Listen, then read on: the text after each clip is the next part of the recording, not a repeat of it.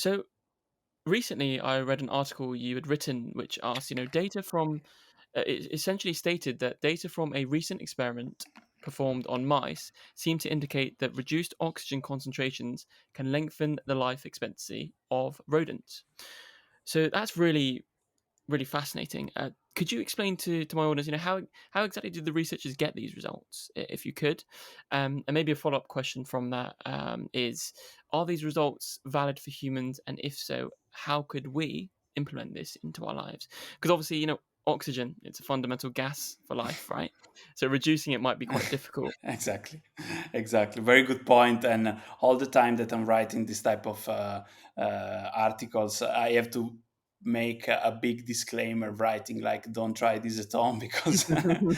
despite is working on mice, you shouldn't try it on to reduce your oxygen concentration. Let me just make a small comment before to answer to those two questions that are actually very a smart question. Why am I talking about longevity despite my background is in cancer? Actually, the answer is really maybe not obvious, but I hope it will make sense. Basically, even if it's not so obvious, but cancer and longevity are really connected. What does it mean? Mhm. It means that the first major risk factor for cancer development is aging. If I put this in an extreme way, so some scientists they said in the past that if a human being could live long enough, he would at some point develop cancer. So it's Mhm. just a matter of time. It's not a matter of if. Okay. So just to make it clear. So Mhm. my point is that those two mechanisms, aging and cancer, are really connected. The majority of the cancer hallmarks, and the hallmarks are like those features that would characterize cancer, are shared, are in common with aging. So it's very simple then to talk about cancer and aging because those two, let's say, fields, they overlap a lot. So this just as a small disclaimer why I also talk about longevity. Yeah. Okay. Coming back to your question, the experiment on mice, I think, was really elegant because I find an experiment elegant when it's very simple to explain. Mhm. Because if you can understand it the way it's done, then I think you as a scientist also you achieve a good goal. No, because instead Yeah. sometimes you would see those experiments that are so complicated that it would take you like 3 pages just to understand the setup. Here was very simple. They took a group of mice, and those mice are genetically engineered to die young. What does it mean? Okay. It means that you can do genetic editing over mice, and you can create a mice that instead of living 2 years, they would live 6 months. Okay, so they're genetically, let's say, predisposed to die young. Okay, Mhm. that's the model that they used. They took this big group of mice and they divided in two groups, 100 and 100, let's say, just to keep it simple. To the Yep. first group, group A, they put them in a cage, normal oxygen, normal food, normal water, everything was normal. And they left the mice inside the cage. After 6 months, they died. No surprise, okay? Those mice, they were like programmed to die young. The Yep. other group of mice, same conditions, same water, same food, same cage, but the amount of oxygen was reduced. So Wow. they, instead of having 20% of oxygen, that is the percentage that we have in the air, they had 11%. 11% of oxygen, so it's 50% less, let's say, Mhm. is the amount of oxygen that you would have on the base camp of Everest Mount. So on the Everest, okay? And you Okay. know, guys, that when you go on the Everest, you go with the oxygen Yeah. tank because otherwise you would experience bad consequences.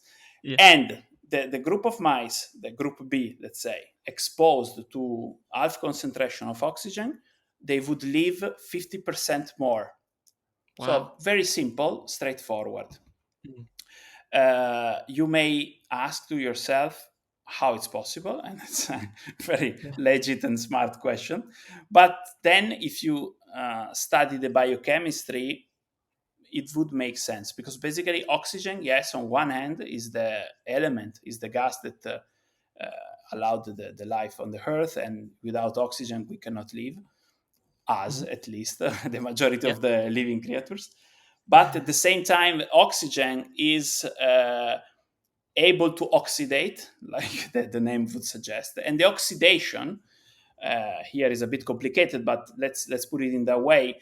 Basically, oxygen does to to our body what the water does to the iron, for example. No, so you Mm. can put water on the iron, there's no problem, but at some point it would start forming the rust. It's called rust, Mhm. right? Right. Yep, correct. Yeah, so it's the water that is deteriorating the iron, and after, I don't know, years, you would destroy completely the iron.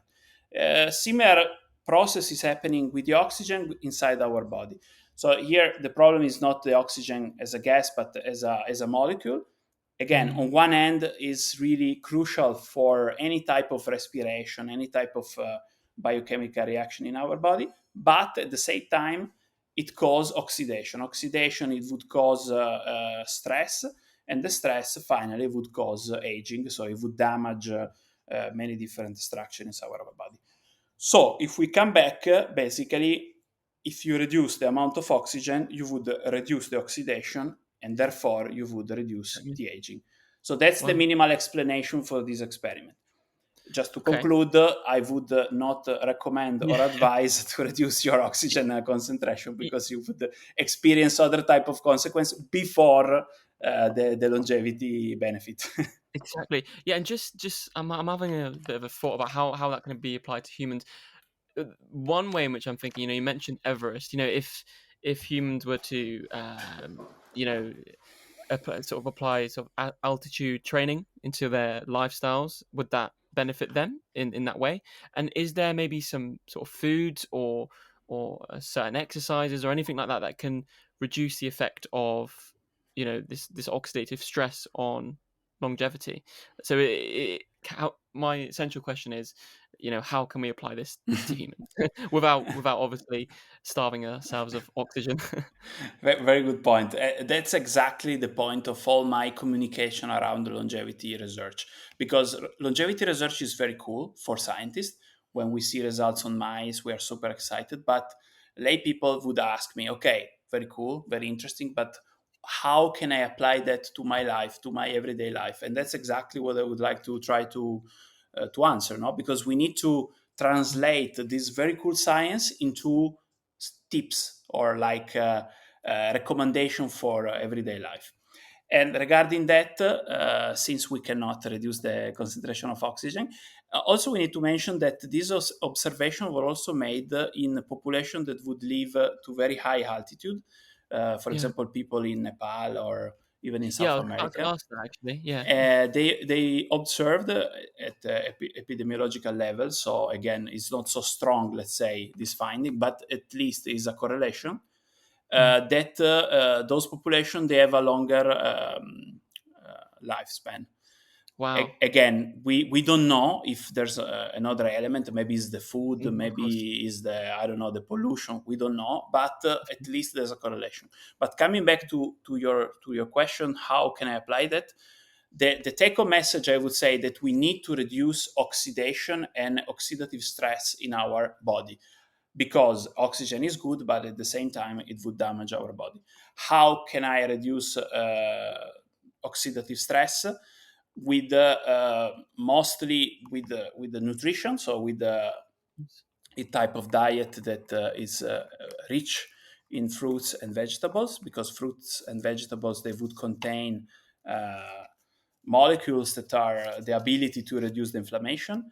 And also we need to avoid any type of behavior that would increase this oxidative stress. The oxidative stress, as you can imagine, Mm. is also caused by alcohol consumption, Yeah, exactly. smoking, all the classical stuff. But the classical stuff makes sense when you apply them to this type of scientific research, because we all know the recommendation. We all know that we should eat a Mhm. lot of vegetables and fruits. We all Mm. know that we should be active, etc.